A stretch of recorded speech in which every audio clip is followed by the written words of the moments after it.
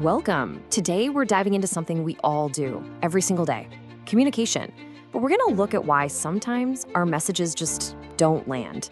We'll explore a really powerful framework designed to make sure your ideas get heard exactly the way you want them to. You know that feeling, right? Where you're explaining something that seems perfectly clear in your head, but all you're getting back are blank stares? It's so frustrating.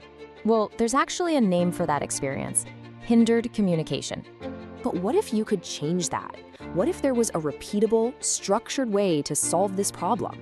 Well, that's exactly what we're going to get into today. A solid model for making sure your message actually lands every single time. So let's do it. All right, so let's pull back the curtain on this. We're going to be looking at the Mehrabian model to really get to the bottom of how ideas are transmitted from one person to another. Now, this isn't just some abstract high-level theory. The Mehrabian model is a real foundational framework. Think of it like a set of learnable rules that can make your communication way more precise, almost scientific, ensuring that what you send is exactly what gets received. So, how does it all work? Well, the model basically breaks down communication into three core principles. You can think of them as the mechanics behind every single message we send.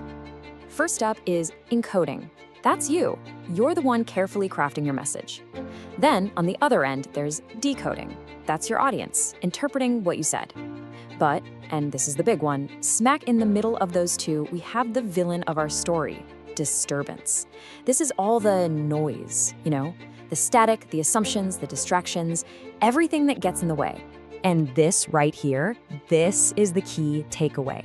Disturbance isn't some minor inconvenience. No, it is the number one reason our communication gets hindered. So if you want to become a master communicator, you have to become a master at getting rid of that disturbance. Okay, so if disturbance is the big bad enemy, how do we actually fight it?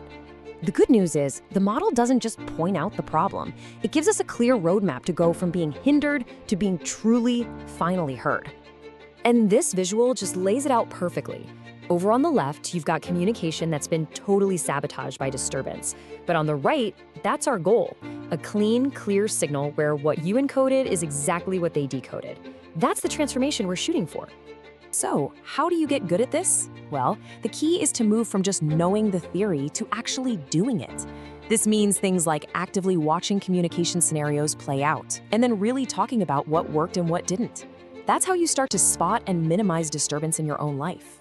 So you're practicing this stuff, but how do you know if you're actually getting any better? Well, this framework has a final step built right in, and it's all about evaluating your understanding. It really just comes down to checking your work. The final piece of the puzzle is to actively test yourself. Can you spot potential disturbance before it even happens? By testing your own understanding, you build that muscle memory to consistently get your message across clearly and effectively. And that's the Mehrabian model in a nutshell. Encode, decode, and just fight the disturbance.